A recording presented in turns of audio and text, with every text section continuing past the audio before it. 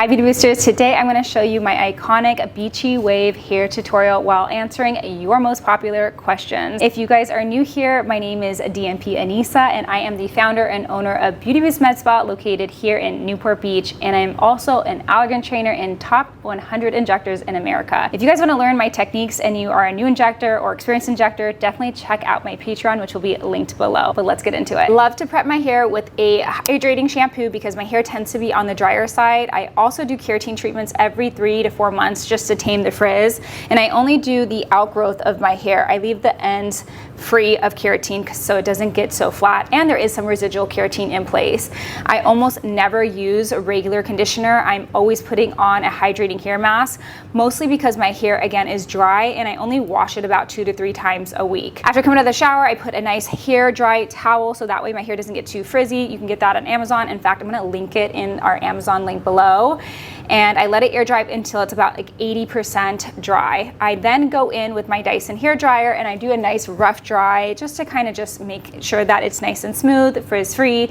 And I round brush my bangs just to get a little volume and just tame the little frizz that I have in the front. I never style my hair the same day that I wash and blow dry because I feel like my hair just gets so fluffy. So this is a morning after I've done all those steps.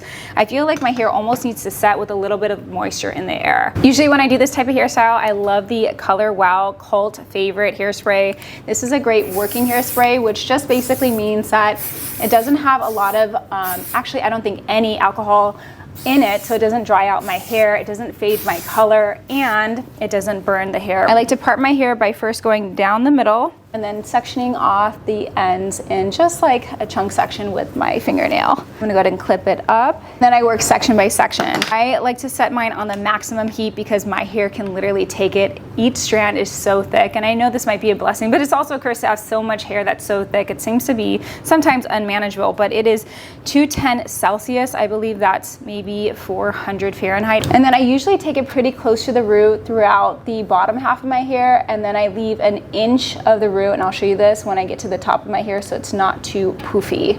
But notice how there is a little bit of an overlap. I hold it down maybe like 5 seconds, 3 to 5 seconds.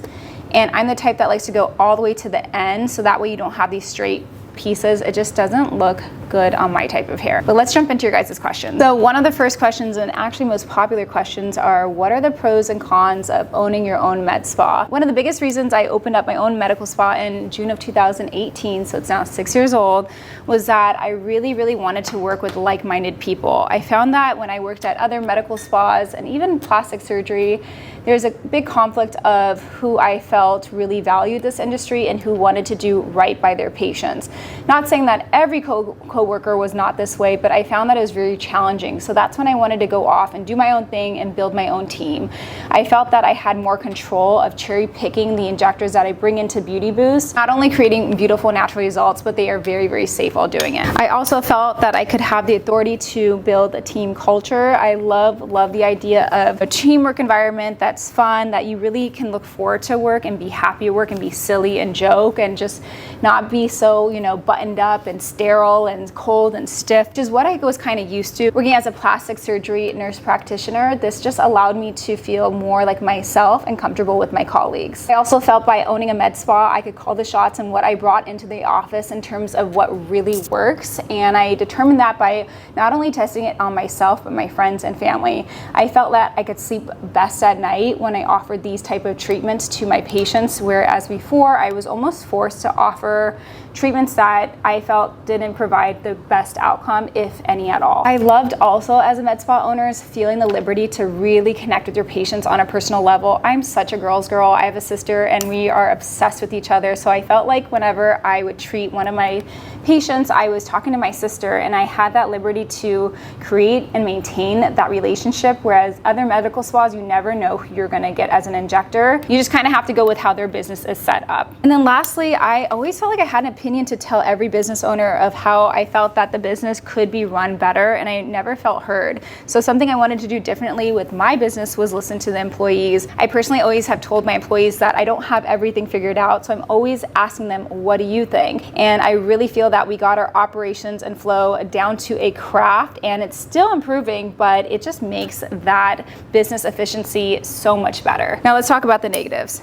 The negatives that I didn't know, and I always joke about this, if I knew this, I don't think I would have ever opened up a business, is that you are on the clock 24/7. And no matter how smooth and efficient the business runs, I'm the type of person that will always be attached to my business because I really take pride in owning something that is growing and is becoming more and more successful. I don't think I'm ever gonna be the owner that pulls back. That being said, I am up all hours of the night. My staff always jokes that they get emails at 3 in the morning and they really are concerned for my well-being in terms of me sleeping. I don't really sleep. That goes for my weekends. I get my best work done on a Saturday night. I've always felt that working at night on weekends is a very ICU nurse mentality that I always was getting ahead, and it was just ingrained in my work ethic. Take holiday weekends as an opportunity to work, and I love to work hard, play hard, so I do try to take vacations at least once a quarter with my husband. That is a more glamorous side you'll see on social media of me always traveling, but please understand that a lot of my travels come from my business points. That's where I really get to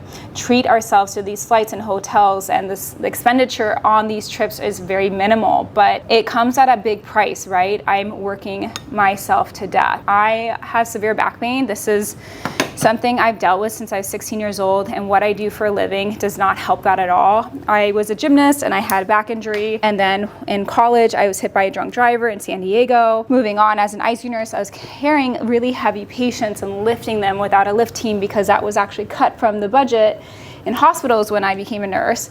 And now I'm constantly bending at the hip, loading up my back, and I've tried stances, I've tried braces, I've tried core exercises and yoga, and I've tried, Pilates and chiropractors and heat therapy and cold therapy, and nothing really works. I'm at a point where I get epidurals almost every 3 months. And I'm not saying this for you guys to feel bad. I love what I do, but it comes at a cost. So if you are thinking about getting into this industry, or you already work in this industry, I'm sure you guys can relate that it wears and tears on your body. You are on your feet all day, every day. I'm already getting varicose veins, already have plantar fasciitis. I am aging exponentially, I feel, at 35. And I'm also seeking fertility treatments because that stress on your body, every day, and you are also talking every day, all day. You can never have a down or bad day. If you're not on, the patients can feel it, they can smell it, they can taste it, they can hear it, and then they don't want to get what you're selling, right? There is a sale to aesthetics, unfortunately, but if you don't feel good or look good, they're not going to want what you're getting that day. So there is a pressure to always be presentable. I also feel emotionally exhausted.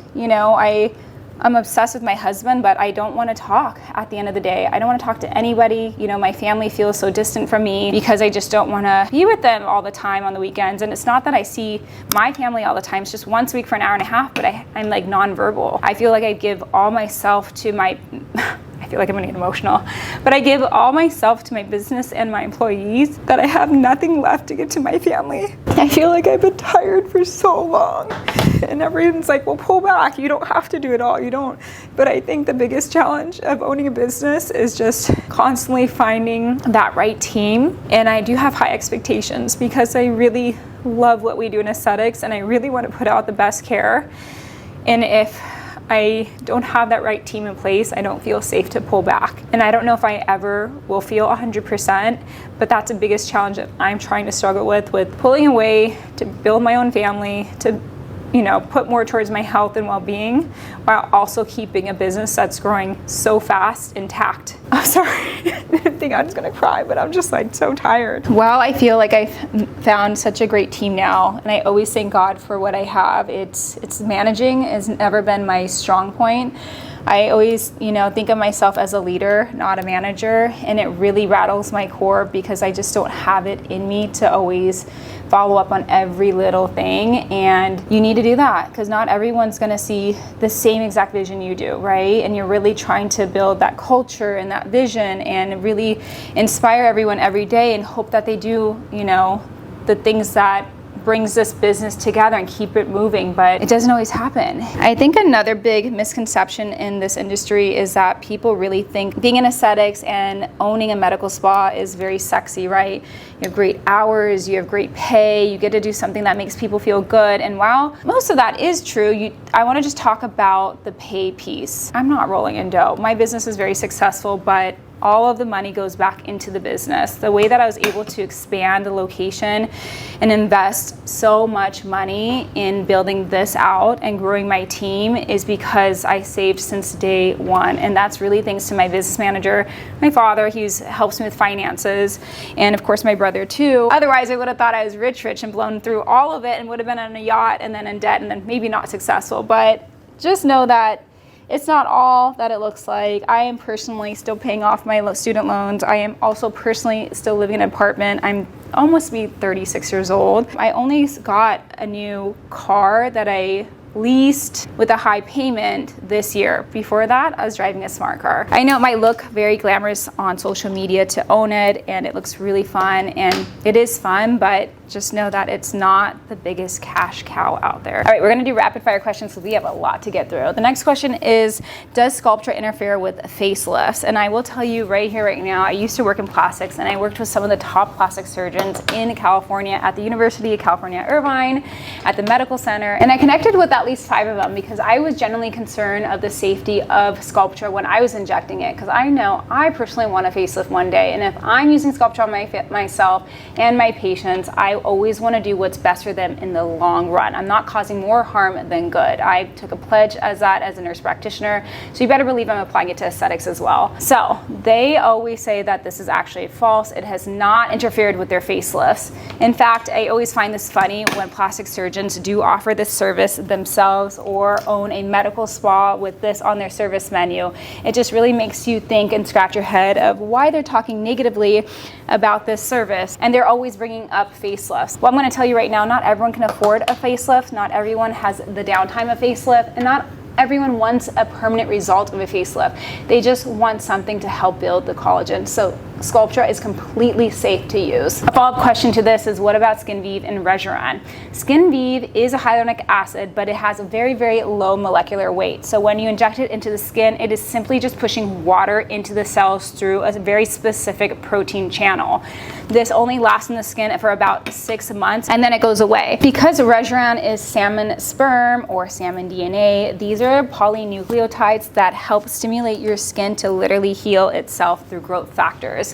After that stimulation has been complete, your skin does go back to baseline, so that's why there is a maintenance plan when it comes to Regeron. So this does not affect your own natural tissue when it comes to anything future for surgery.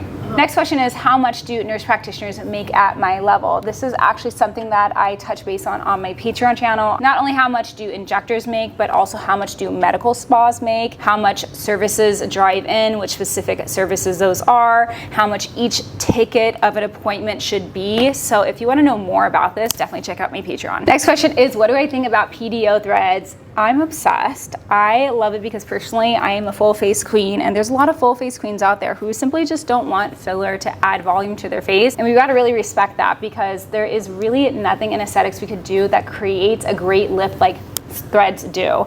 Threads are completely safe to use. They are the same exact threads that plastic surgeons use to close their facelift incisions. So if they're using that in facelifts, why wouldn't it be safe to use in the skin to lift the face temporarily? It's also very cost effective. There is a little downtime of some pain and swelling, but it's so worth the results, and I love it. If you think about it, if everywhere in Asia is doing it and we're just getting into it in the US, that we are behind in this. The next question is, what's better, Sculptra, Easy Gel, or PRF? I want to clear up one thing really quick, because I'm noticing there is a confusion between what is Easy Gel and what's PRF. Easy Gel is PRF. It's just prepared a different way. It's where we heat it up and cool it down, and it forms this like jelly matrix. So when you inject it into the skin, it kind of looks like a filler, but the whole point of it is that it releases growth factors for a longer duration of time, like weeks instead of hours, so that way your skin gets the best benefit.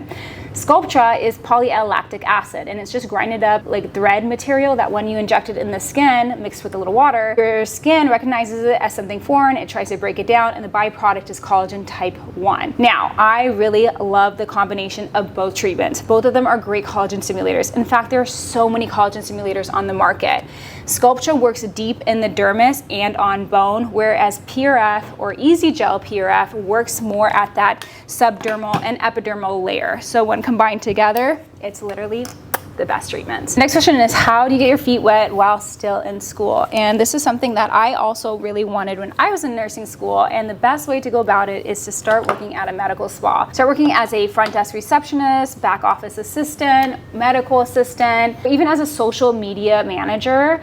As long as you're around the verbiage, the services, you're around that environment, you will learn the best and the most. If you do not have that opportunity because you simply can't work well in school, you can always sign up for online training platforms. I have one on Patreon, you can check it out, and then there are other great ones like Aesthetic Immersion. The next question are, what are my thoughts on breast implant illness? This was very much a thing around the 2010 range when the FDA issued a warning on textured breast implants. These were also known as like the gummy bear implants. Some of them had that texture to it because it created this like teardrop appearance, and the texture just didn't allow them to like rotate, and that made a lot of women really, really sick. They had this autoimmune disorder that was considered like red breast syndrome, and even if you didn't get red breast syndrome, you always just felt really sick or achy or something, just you didn't feel right because you're just so tired. When people got their implants out, they got so much better. So as long as you're not getting the textured implants, you should be okay, but I do want to mention that some people still feel sick with their breast implants. I personally haven't felt that with mine, but if you think you are, then definitely get checked out for it. The last question is, what are my thoughts on non-toxic skincare and makeup? And I'm really happy that we are moving towards this non-toxic, cleaner lines in the US. I, for so long, wanted to make sure that I wasn't posing risks on my body that would hurt my body and my patients' bodies over time.